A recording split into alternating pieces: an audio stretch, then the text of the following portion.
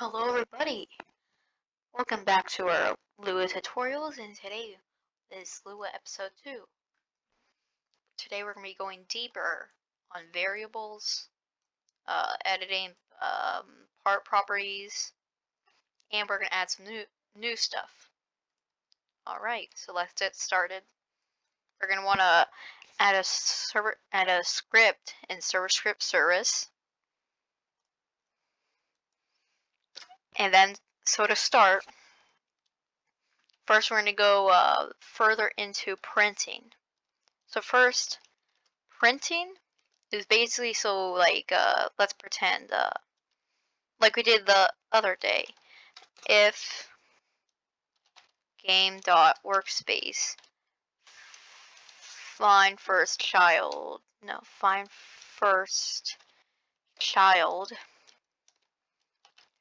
part, then print. And when you want to print, you put print. You want to put the those parentheses, and then you want to put commas, and inside the commas you put what you want to say, like found part.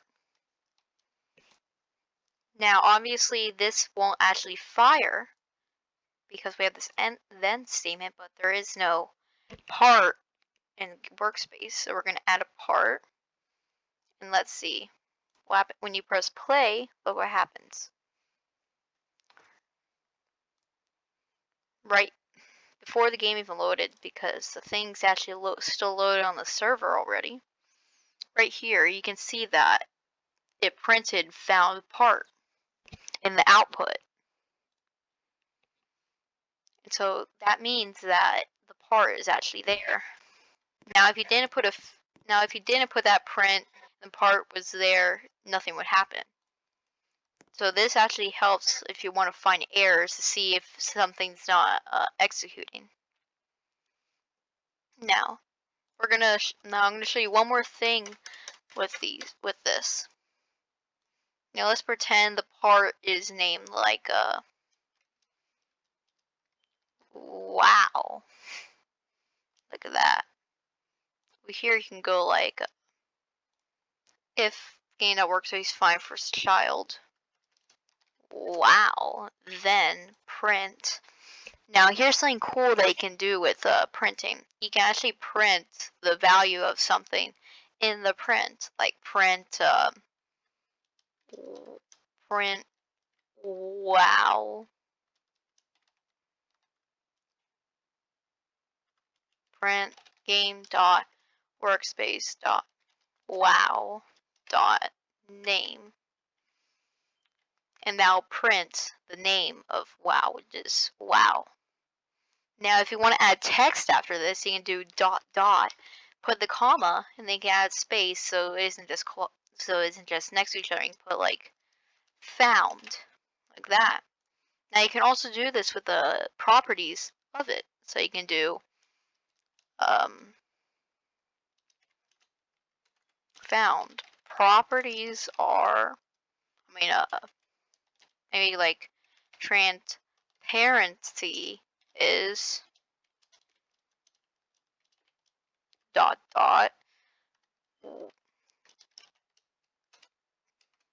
game workspace wow trans, let's see what's it called, let's make sure we spell it right. Yep, transparency value. So now look what happens when we test the game. Oh, and look what we have here. That's because I spelt it wrong. Here's the thing about Lua. Well, pretty much all code basically. It is it's all very picky. You have to have everything spelled correctly and capitalized correctly, or else it's not going to see it as anything. So then you'll just get error. So what you can do is go back and fix your error, put it how it's supposed to be, then you can test. But look, Now here's the thing about some properties.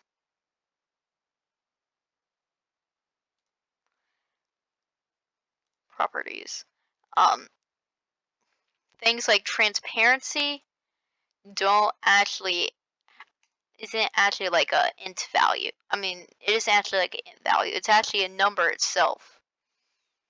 So then you can go back to it, transparency, because transparency doesn't have a value. Although if you were talking about like let's see, like let's see,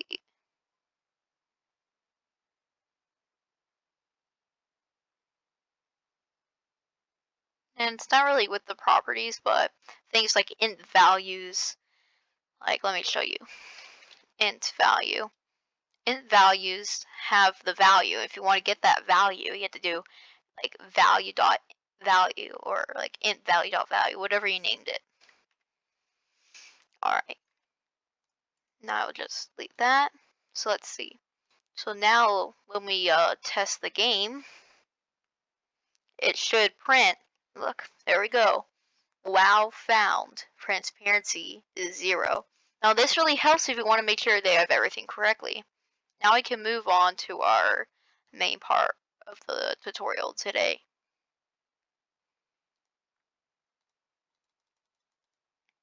Now, we're going to do more in-depth on variables, but while we do the variables, what's going to help is we're going to do instance.new. And variables help with instance.new, like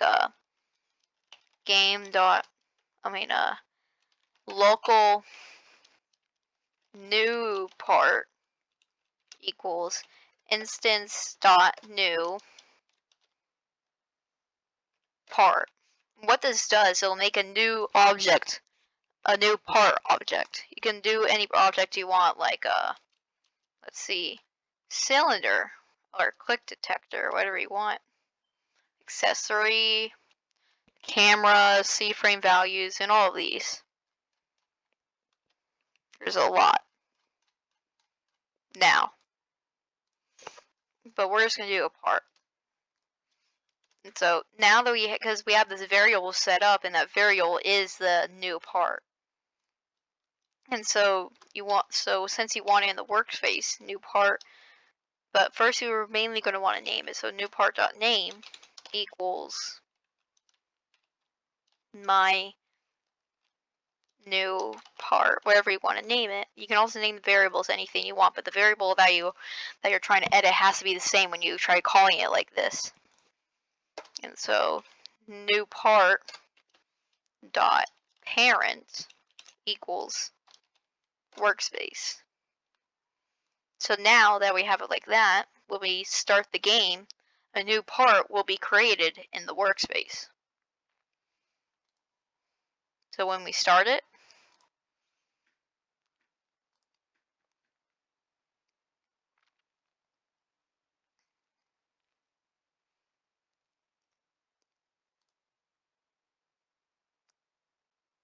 so as we start it, right here you can see that a new part was created in the workspace. Let's see.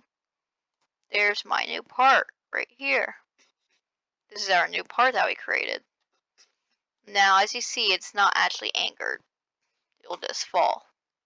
So now if you want to fix that, what you can actually do is, before you actually parent to the workspace, you can do new part dot anchored equals true. So that will anchor the part so it won't fall down.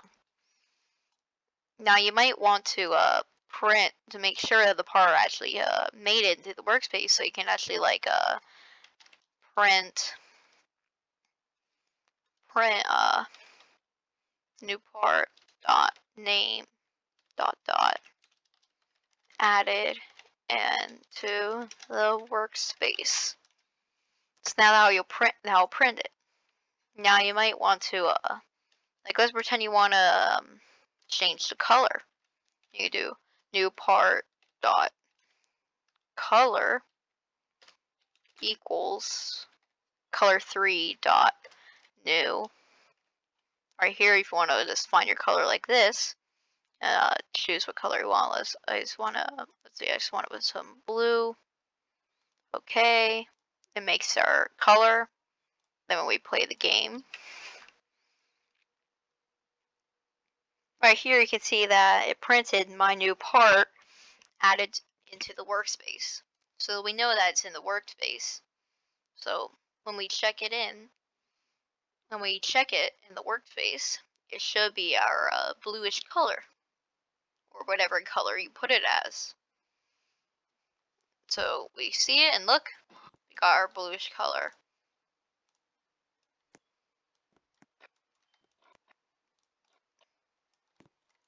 So that's working perfectly. Now something you may wonder is how do I let's see, how do I actually change the properties of this part. Basically it's the same exact format as this. So you can do like new part dot, let's see, new part dot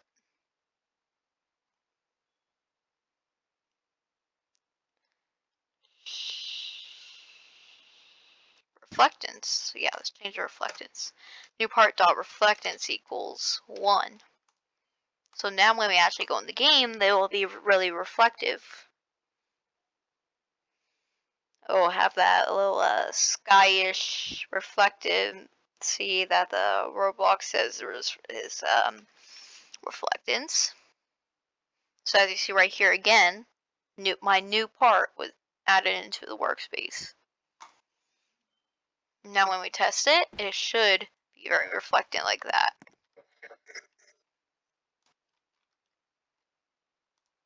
So we have our little reflectant part.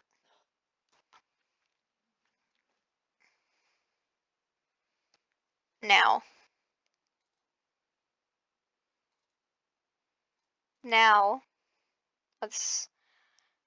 I'm gonna show you something. When we print, you can also print. Well, actually, you can pretty much print anything you want, but you can't really print tables. When you print a table, you have to actually say the number in the table that you want. You can't just print the whole table. Now we'll discuss tables later and actually show how to print the certain objects in a table. But now we're going to move on to something else. So you can delete everything in your script. And you can delete that wow. And so now we're going to move on to vector 3. Vector 3 is basically the location of a part on the three-dimensional space. You can have the part, and right here, this position is the vector 3 value. And what the reason it's called vector 3 is because 3, 1, 2, 3. All the 3 values, x, y, and z. So basically what you can do right here is let's pretend we actually let's choose a place that we're gonna want our new part to spawn. Let's pretend we want our new part to spawn like right here. Now that position is 7.66, 19.62, negative 11.67. I'm just gonna copy that, delete this part, go in the script, and do local new part equals instance dot new part.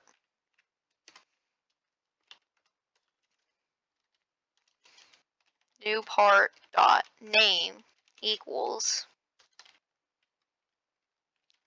cool part, or whatever you want to name it.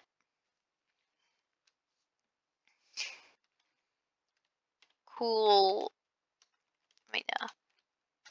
New part dot anchor equals true.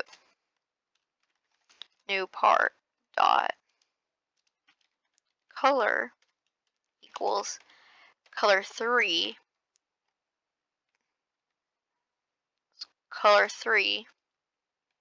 dot new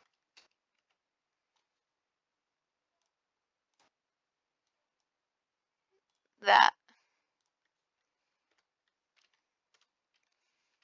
new part dot position equals. Now this is where the vector 3 comes in. Vector 3, as I said, is the three-dimensional space. So vector 3. Now since you're not getting from something else, you have to actually add new. So vector 3 dot new, your number, the position. Now we compare it to the workspace. So new part dot parent equals workspace. Now I'll actually just add a print so you can show off your new skill. Print added dot dot new part dot name dot dot to the workspace.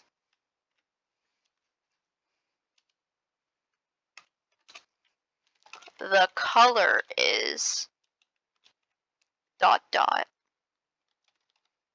new part dot color dot R. Now you actually can't. Now you really can't. Because the color is actually a table, so you would have to actually do it in separate increments like this. Dot dot dot new part dot color dot G, which is the green value, comma dot dot. Wait, I almost forgot dot. We forgot these dot dots right here. Dot dot dot dot dot dot new part dot color dot B, because it's RGB, red, green, blue. Dot dot.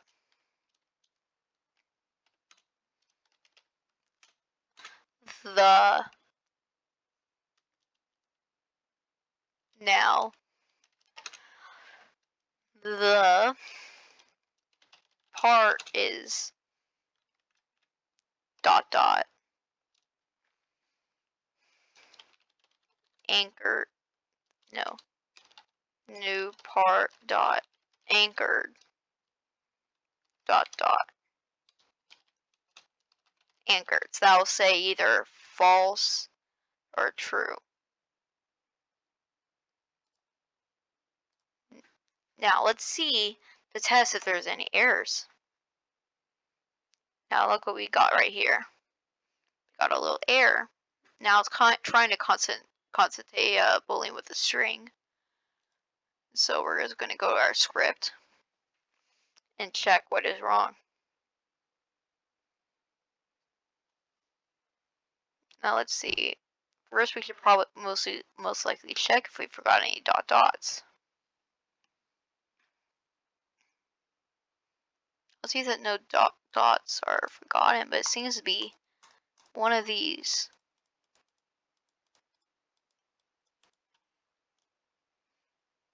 Now since we added such a long print, it's going to be kind of weird to find.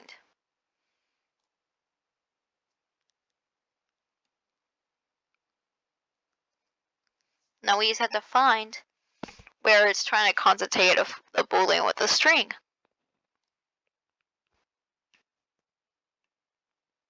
So we just want to look around here.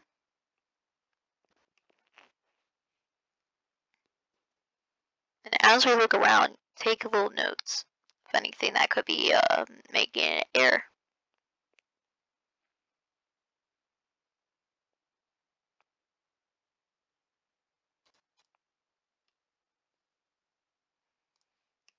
Now to make sure that we typed everything down correctly, we can go to a regular part, go the color. Now we can game dot workspace dot part dot color dot R. Now those should be working because we got it correctly.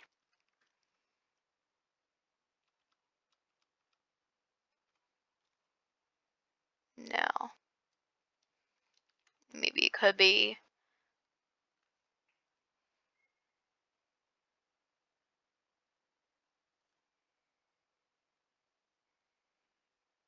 All right. New, maybe a new part got anchored. So let's see. Let's get rid of this little section and see if that could be it. If not, it's gonna be something else in our little thing. Now we know our script may be working correct. Yes, it was with our anchored. Now it may be that now I never actually tried doing printing with the anchored, but I guess you actually can't. But it should be fine. Basically, it's finder. It printed the colors of this part. Oh, and there it is. There. And it changed its position, as you can see.